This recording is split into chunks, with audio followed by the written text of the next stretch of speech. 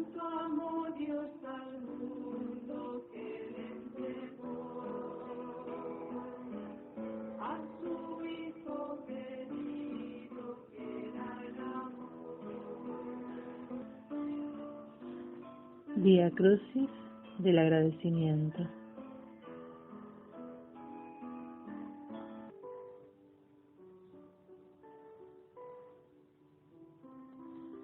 Por la señal de la Santa Cruz, de nuestros enemigos, líbranos, Señor Dios nuestro, en el nombre del Padre, del Hijo y del Espíritu Santo.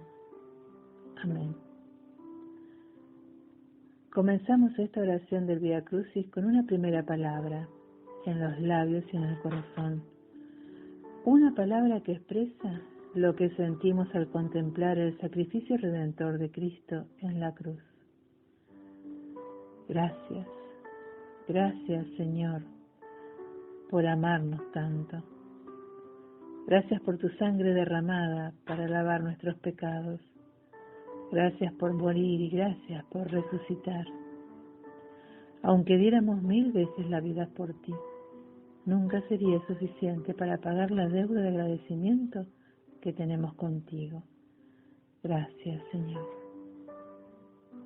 Aquí me tienes, Señor. Cuenta conmigo. Entre otras cosas, porque yo también he necesitado, sigo necesitando y necesitaré que alguien me ayude a llevar mi propia cruz. Y no puedo olvidar que la medida que use será la que usen conmigo. Primera estación. Jesús es condenado a muerte. Te adoramos, Cristo, y te bendecimos, pues por tu santa cruz redimiste al mundo. Jesús es condenado a muerte, el inocente por los culpables.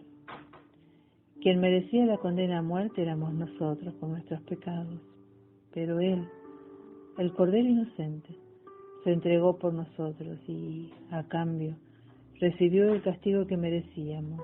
Más aún, somos conscientes de que cada pecado mortal es una condena a muerte de Cristo.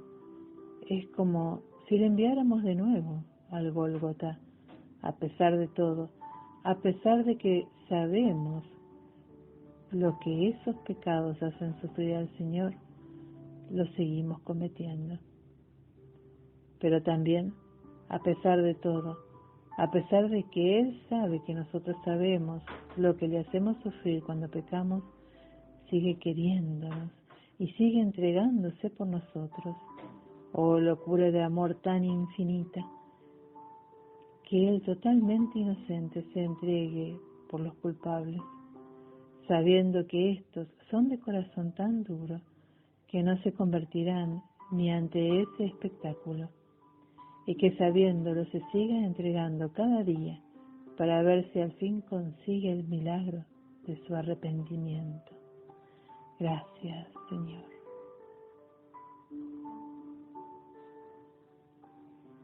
Segunda estación. Jesús carga con la cruz. Te adoramos, Cristo, y te bendecimos, pues por tu santa cruz redimiste al mundo. Dicen que estaba desfigurado, que era un varón de dolores, que su rostro ya no parecía humano. A cualquiera le hubiera dado compasión verlo así, tan mal herido. Después de los 40 latigazos, no la tuvieron ni los judíos ni Pilato. Mandaron al inocente al matadero y echaron encima de sus hombros rotos, de su espalda en carne viva, el peso del madero. Era una tortura más, una crueldad más. Pero ellos, con ser tan malos, no lo era tanto como lo somos nosotros, porque no eran conscientes, no podían serlo del todo, de quién era aquel al que enviaban al Calvario. Nosotros sí lo somos, y cada vez que hacemos el mal, o dejamos de hacer el bien que podríamos haber hecho. Ponemos en su espalda dolorida un nuevo peso. Cada vez que huimos de nuestra cruz, se la colocamos a Él encima. Alguien tendrá que llevarla. Si nosotros no queremos hacerlo, le obligamos a Él a que cargue con la suya y con la nuestra. En realidad, toda es nuestra, pues Él no tenía pecados para morir por ellos. Gracias, Señor, por no echar a correr dejando tu cruz, que era nuestra cruz en el camino. Ahora vemos lo que querías decir cuando exclamaste: el que quiera venirse conmigo, que cargue con su cruz de cada día y que me siga. Tercera estación. Jesús cae por primera vez. Te adoramos, Cristo, y te bendecimos, pues por tu santa cruz redimiste al mundo. La primera caída, tan lógica, tan disculpable. ¿Quién nos ha roto un plato alguna vez? Decimos, quitándole importancia. Y sin embargo, difícilmente, raramente, la primera caída es la última caída. Eso lo olvidamos. Olvidamos que quien hace un cesto, hace 100. Olvidamos que el pecado tiene su sabor y que la tentación es siempre atractiva, por lo que, pasado el arrepentimiento y olvidadas las consecuencias del pecado, se corre el riesgo de recordarlo con nostalgia, con añoranza y como consecuencia de volver a caer.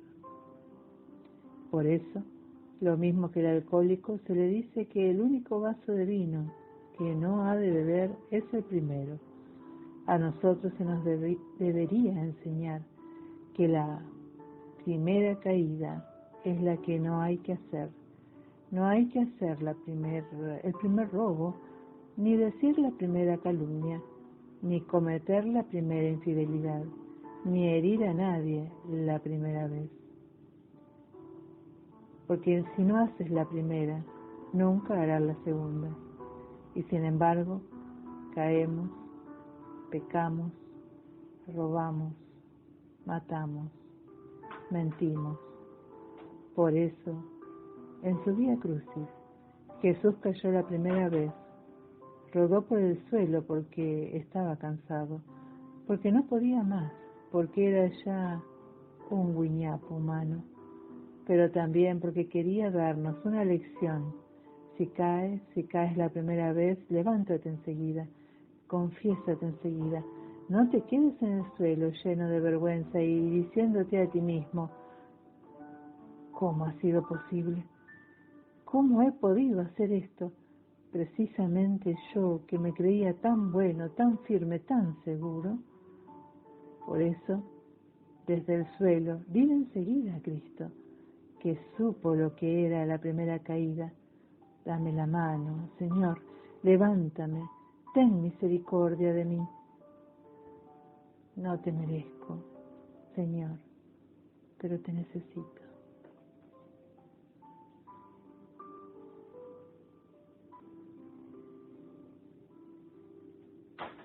Cuarta estación. Jesús encuentra a su madre. Te adoramos, Cristo, y te bendecimos, pues por tu santa cruz redimiste al mundo. Fue, sin duda, un momento muy especial, doloroso para ambos al ver cada uno lo que el otro estaba sufriendo, de profundo consuelo a la vez, porque para María era importantísimo poderle ser útil a su hijo, y eso exigía que él supiera que ella no le había abandonado, como habían hecho los apóstoles, que ella estaba allí. Y para Jesús, precisamente por lo mismo, fue de gran consuelo comprobar que su madre estaba dando la medida que se esperaba de ella. de la Inmaculada, de la que no había conocido el pecado. La madre sostiene al Hijo, ahora espiritualmente, mientras que luego lo hará materialmente, cuando le descuelguen, ya muerto, de la cruz. Pero también el Hijo sostiene a la madre, pues al verle así, roto y destrozado físicamente, pero totalmente decidido a llegar hasta el final y ser fiel a lo que el Padre le pedía, ella sacó fuerzas de las fuerzas de Él para hacer lo que tenía que hacer. Así debería ser también entre nosotros y Cristo. En el camino de la vida lo encontramos, cargando con el peso de su cruz, de nuestra cruz. Le miramos y le decimos, cuenta con nosotros, pero al hacerlo nos sentimos débiles, faltos de fuerza para llegar a la práctica lo que expresan nuestros sentimientos. Y entonces sacamos fuerzas de Él, de su amor por nosotros, y exclamamos, cuenta con nosotros como contaste con tu madre, porque yo he podido contar tantas veces contigo. Tú, Jesús, estás cargando con tu cruz por mí, y yo quiero cargar con la mía y, si puedo, aliviar a otros por ti.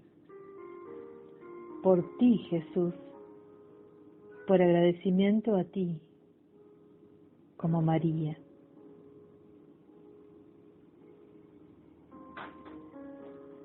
Quinta estación. Simón de Cirene ayuda a Jesús a llevar la cruz.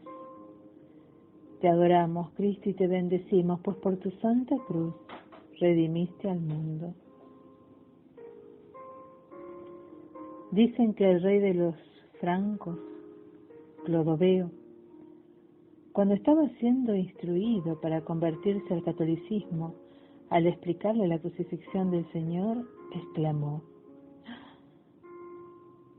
si mis francos y yo hubiéramos estado allí, lo habríamos impedido.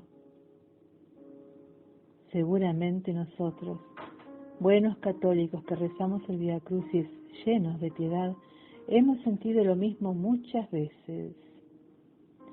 Y, sin embargo, no solo crucifican a Jesús cada día, sino que lo vemos pasar cargando con la cruz, agotado bajo su peso, junto a nuestra puerta. No tienen un cartel que diga, soy Jesucristo, ni se parecen a los cuadros donde le retratan hermoso a pesar de estar desfigurado. Sin embargo, a pesar de eso, es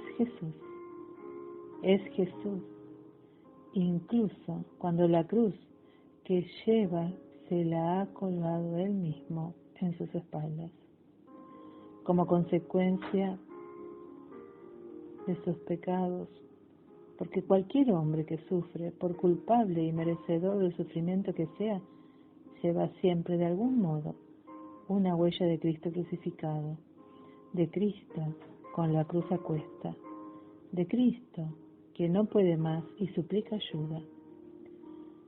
A Simón de Cirene le tuvieron que obligar para que ayudara a nuestro Señor, y dicen que, tras hacerlo, se convirtió y terminó haciendo con gusto lo que había empezado a la fuerza.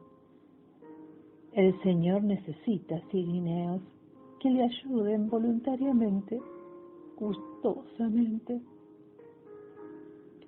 y los necesita allí, donde realmente le hacen falta, junto a ese hombre, culpable o inocente, que arrastra su cruz, que está a punto de caer bajo ella. Aquí me tienes, Señor. Cuenta conmigo, entre otras cosas, porque yo también he necesitado, sigo necesitando y necesitaré que alguien me ayude a llevar mi propia cruz.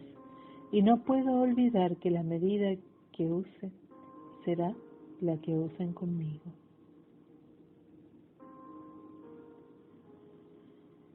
Sexta estación. La Verónica limpia el rostro de Jesús. Te adoramos, Cristo, y te bendecimos, pues por tu santa cruz redimiste al mundo. De nuevo, otra mujer en el camino de la cruz.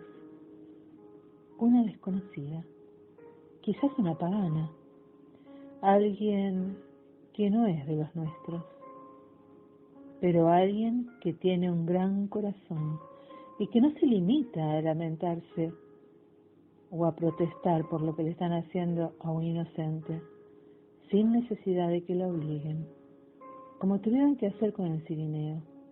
Verónica rompe las barreras de los soldados y se acerca a Jesús para darle el pañuelo, el pequeño consuelo de limpiarle el rostro, lleno de sudor, lágrimas y sangre. No fue mucho, pero fue muy significativo para un hombre que avanzaba flanqueando por insultos y salivazos. Esa Verónica representa a todos aquellos que sin ser cristianos e incluso sin tener fe en Dios, tienen un gran corazón. Son personas que, por su caridad, están más cerca de Dios de lo que lo están muchos cristianos que, sin embargo, no moverán un dedo para consolar al que sufre. Los conocemos. A veces están cerca de nosotros y sus testimonios nos interpelan. Si ellos, que no creen en Dios ni en su amor, son capaces de actuar así, ¿qué no debería hacer yo que tengo fe? Con razón decía Jesús que muchos primeros serán últimos y muchos últimos serán primeros. Seamos los primeros en el amor, pues hemos conocido y creído en el amor que Dios nos tiene. Séptima estación. Jesús cae por segunda vez. Te adoramos, Cristo, y te bendecimos, pues por tu santa cruz redimiste al mundo. La segunda caída de Cristo en el camino al Calvario fue tan real como simbólica.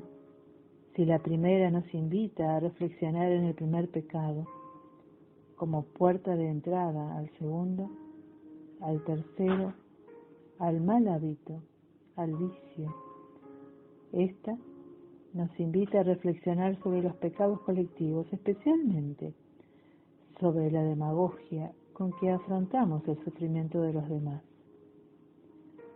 Cuánta retórica, cuánta palabrería, cuánta frase hueca, cuántas promesas incumplidas, cuánta mentira y cuánto engaño. Y eso a nivel mundial, desde las instituciones internacionales a los gobiernos, pero también a nivel más pequeño, a nuestro nivel.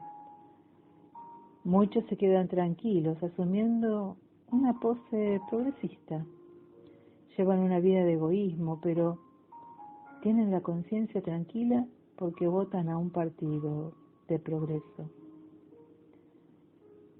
Entiendo por tal defender cosas como el aborto o la eutanasia.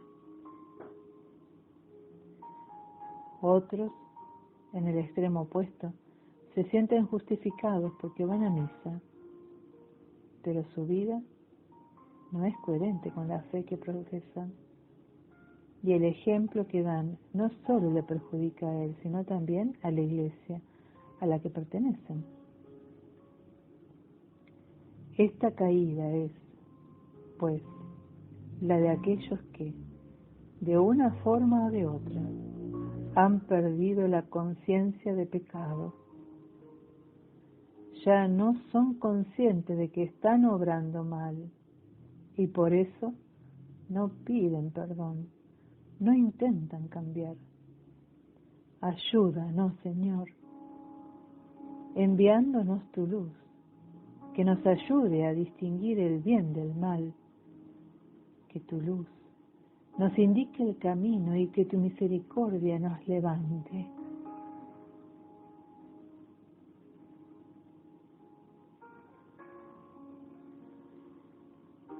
Octava estación. Jesús encuentra a las mujeres de Jerusalén. Te adoramos, Cristo, y te bendecimos, pues por tu santa cruz redimiste al mundo. No lloréis por mí, le dijo el Señor a aquellas mujeres que se compadecían de él, camino del Calvario. Llorad por vosotras y por vuestros hijos, pues si con el leño verde nacen esto, con el seco, ¿qué no harán?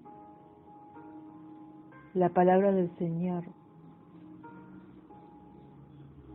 fueron proféticas, y pocos años después Jerusalén fue destruida por los romanos. Pero no solo se refería su profecía a aquellos que vivían en la capital judía en aquel momento, también hablaba para nosotros. Muchas veces lloramos por Jesús, por ejemplo en Semana Santa, a la vez que nos mantenemos indiferentes ante el sufrimiento de esos otros Jesús que llevan, sin ayuda de nadie, su carga diaria. Esos son los hijos de aquellas mujeres. Son los hijos de otras madres que lloran con ellos y por ellos. El Señor quiere que nos compadezcamos de Él y que le visitemos en la Eucaristía. Agradece nuestras lágrimas cuando le contemplamos crucificado. Pero para que esas lágrimas no sean mero sentimentalismo, deben ir acompañadas de obras de caridad hacia los que sufren. A la vez, debemos insistir en evangelizar a los nuestros, para que no sean leña seco sobre el que caen las desgracias por su propio comportamiento equivocado les acarrea.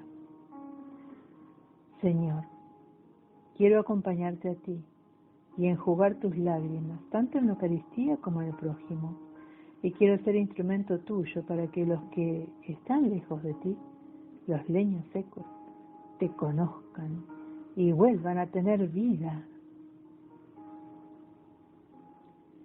Novena estación.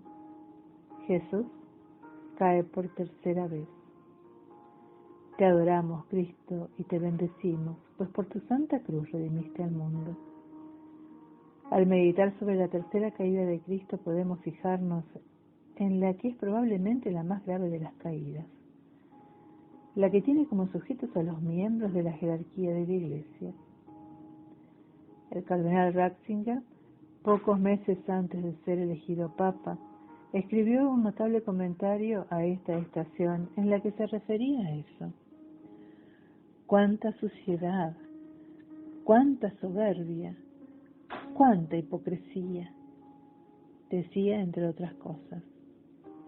Es cierto que los enemigos de la Iglesia aprovechan esos pecados para atacarla y que los agigantan, olvidando todo lo bueno que hay en ella. Es cierto también que precisamente para no dar pie a que esos enemigos ataquen a la Iglesia, se ocultan muchas cosas que, sin embargo, existen.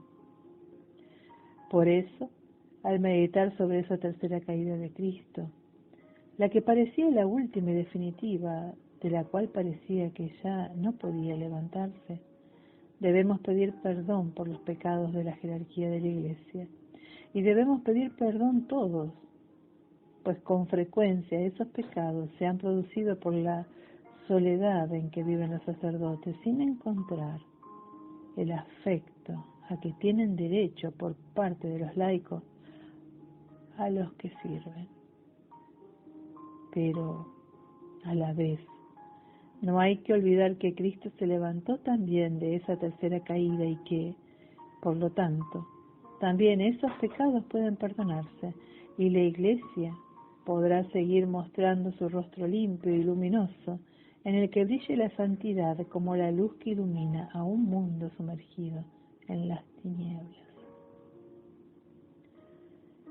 Cuenta con nosotros, Señor, para ayudar a la jerarquía de la Iglesia con nuestra oración, con nuestro afecto y, si hiciera falta, con nuestra misericordia. Cuenta con nosotros para no juzgar, pues no queremos ser juzgados. Cuenta con nosotros para fijarnos en lo que de verdad importa, que sin los sacerdotes no tendríamos acceso ni a la confesión ni a la Eucaristía, y para besar sus manos, como besó San Francisco las del sacerdote pecador. 10ª estación. Jesús es despojado de sus vestiduras. Te adoramos, Cristo, y te bendecimos, pues por tu santa cruz redimiste al mundo. A Cristo le desnudaron para humillarle. Un hombre desnudo, un cuerpo torturado, parecía destinado a hacer hazme reír de todos, a llegar al final sin un ápice de dignidad. Así sigue siendo la táctica de los enemigos de la Iglesia. No solo tienen que matar al que se les opone, sino destruirle en lo más íntimo, manchar su honor. Así, creen estar seguros de que atraerá la simpatía de nadie, sino la burla de todos. La calumnia es la forma actual con que trabajan los herederos de aquellos esbirros que desnudaron a Jesús. Y los medios de comunicación con sus herramientas. Sin embargo, contra todo pronóstico, aquel Jesús desnudo no perdió su dignidad, como no la perdieron los millones de mártires que han salido de las filas de sus seguidores, de las filas de la Iglesia. El hombre es lo que es ante Dios, dijo en cierta ocasión San Francisco, que voluntariamente mostró su desnudez cuando su padre le reclamaba que no se llevara nada de su casa y que pidió ser depositado en la dura tierra, vestido con lo imprescindible, como le llegó la hora, cuando le llegó la hora de la muerte. Nunca estuvo Cristo vestido con tanta dignidad como cuando, habiéndole desprovisto de todo, mostró a los hombres que su verdadera indumentaria era la palabra de Dios, hecha práctica. Eso es lo que nos envuelve y nos protege. Eso es lo que nunca podrán arrebatarnos, pues Dios ve cómo son las cosas y, más pronto o más tarde, también lo ven los hombres. Ayúdame, Señor, a estar revestido de la palabra hecha carne, hecha vida. Ayúdame a estar protegido de la calumnia por mis buenas obras, de modo que, si me desnudan, al menos ante tus ojos siga estando revestido con el honor que procede de ellas. 11ª estación. Jesús es clavado en la cruz. Te adoramos, Cristo, y te bendecimos, pues por tu santa cruz redimiste al mundo. Cristo, clavado en el madero y elevado a lo alto, sobre el peñasco del Gólgota, a la vista de todos. Era el momento definitivo, el momento de decir las últimas palabras, aquellas 7 que constituyen su mensaje final, el último tesoro que nos dejaba. Esta noche estarás conmigo en el paraíso. Mujer, ahí tienes a tu hijo. Dios mío, ¿por qué me has abandonado? Padre, perdónales, porque no saben lo que hacen. Tengo sed. Todo está concluido. En tus manos encomiendo mi espíritu. Allí las pronunció, clavado al madero, mientras agonizaba, mientras aún vivía. Con razón, él había dicho de sí mismo que nos iba a amar hasta el extremo, hasta el final, hasta su último aliento. Gracias, Señor, por dejarnos el ejemplo de alguien que siguió creyendo en el amor de Dios, aún en medio de las dudas. Gracias por el regalo de tu perdón, por convertirte en nuestro abogado defensor. Gracias por el don de tu madre. Gracias por abrirnos las puertas del paraíso con tu sangre derramada, con tu amor sin límites. Gracias por enseñarnos a confiar más allá de lo que las pruebas y las circunstancias nos indiquen. Y ayúdanos a aprovechar este último mensaje tuyo para fiarnos de Dios en cualquier circunstancia, para acogernos a la protección de María, para poder beneficiarnos de la salvación que tú pagaste al precio de tu sangre.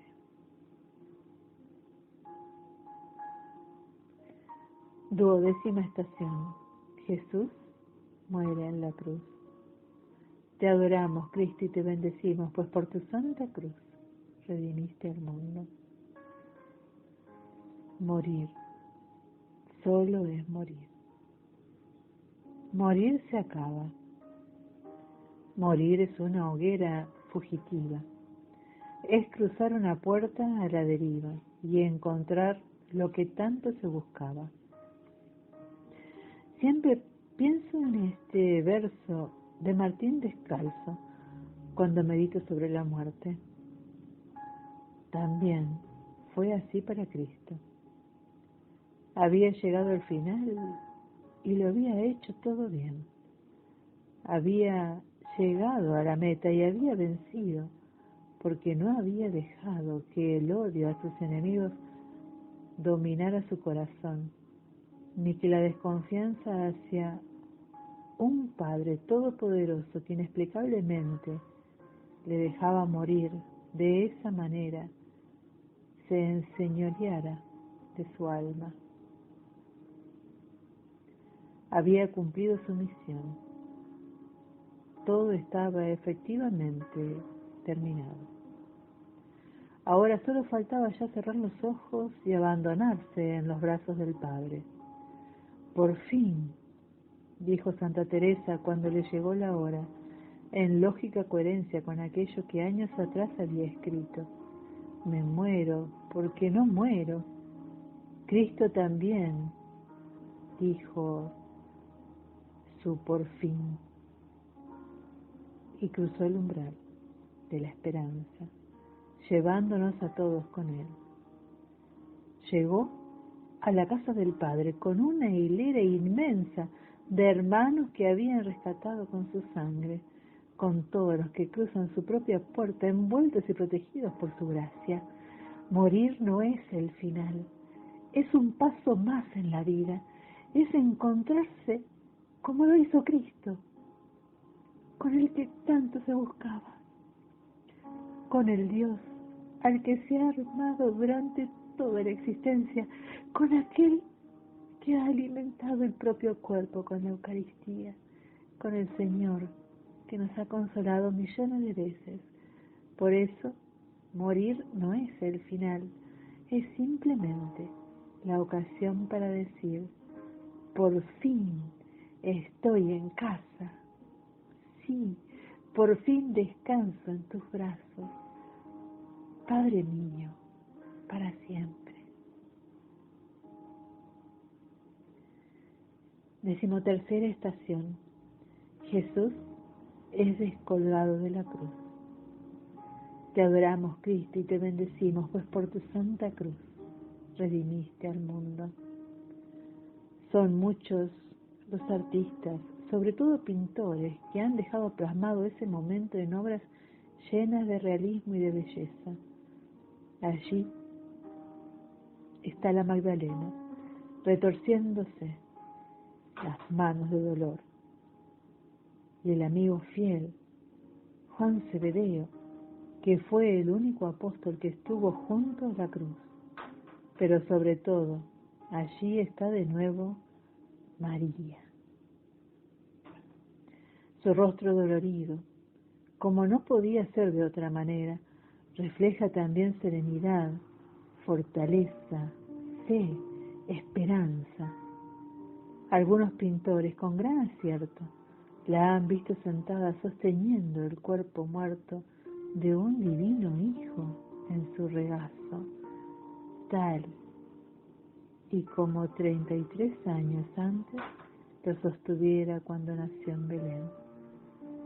Ella es el trono en el que se asienta el Hijo de Dios, la carne de donde Él tomó carne para convertirse en un hijo de los hombres. Ella es el descanso de su Hijo, el pilar seguro en el que incluso Él puede hallar, en tanto que hombre, el consuelo y el apoyo que necesita. Así la contempló también Miguel Ángel y la dejó plasmada para siempre en la más hermosa escultura que salió de sus prodigiosas manos, esa Pietà, que se custodia como un tesoro en el Vaticano. El artista italiano tuvo el acierto de esculpir a una Virgen María no solo bella, sino muy joven. Y es por el amor de una madre. Nunca envejece y siempre es tan fuerte como el primer día. Cuando por primera vez vio a la criatura que acababa de salir de su vientre, pero tuvo también el acierto de colocar una mano de la Virgen en el aire, en un gesto de elocuente pregunta. María efectivamente pregunta a los que contemplamos la escena del Cristo muerto: ¿qué vas a hacer tú ahora? Mi hijo ha muerto por ti. Tus pecados han sido los que le han matado. ¿Qué vas a hacer tú ahora? ¿Le dejarás aquí, como un árbol caído del que todos hacen leña? ¿O me ayudarás a defenderle, a seguir adelante con la tarea que él inició y por lo que ha muerto? Esa mano al aire de María, esa súplica muda que ha taladrado siempre. Y no pudo ni quiero hacer otra cosa que responderle a la madre y al hijo: aquí estoy para ayudaros. Se acabó la cobardía y la vergüenza. Sí, tú, Jesús, has muerto por mí. Hasta la última gota de mi sangre quiero derramar yo por ti. Aquí estoy, madre, soy tu hijo, aquí estoy. 14ª estación. Jesús es colocado en el sepulcro. Te adoramos, Cristo, y te bendecimos, pues por tu santa cruz redimiste al mundo. Ahora sí que está ya todo concluido, con el cuerpo de Cristo enterrado en el sepulcro nuevo de José de Arimatea. Eso es, al menos, lo que pensaban sus enemigos, que se habían retirado del Calvario a sus casas ufanos, triunfadores, satisfechos. Pero ellos olvidaban una cosa, que solo Dios es el Señor de la historia, que la última palabra siempre es la suya. Por eso, con el Cristo muerto y enterrado, con todo aparentemente acabado para él y para los suyos, todo en cambio estaba a punto de comenzar. Aquel sepulcro no tardaría mucho en quedar vacío, y no tardaría mucho en llenarse de gritos y de júbilo las calles de Jerusalén. ¡Ha resucitado! exclamarían primero las gargantas de Magdalena y las de más mujeres, seguidas por los de los apóstoles y por las de todos los hombres de buena voluntad. Sí, Cristo murió, y con su muerte el mal parecía que tenía la última palabra, pero el mal siempre se destruye a sí mismo, y ni entonces ni ahora, ni nunca tendrá la última palabra. Lo mismo que entonces, Cristo venció y sigue venciendo. Él resucitó realmente de entre los muertos y su cuerpo fue, una vez más, carne histórica, carne resucitada, que los privilegiados testigos de la época pudieron ver, oír y tocar. Pero su resurrección es también simbólica, en el sentido de que significa la victoria del bien sobre el mal, de la gracia sobre el pecado, del amor sobre el odio. ¡Aleluya! Cristo vive, Cristo ha resucitado. Colaboremos a que salga del sepulcro, a que sea conocido, adorado y amado. Apóstoles de su amor.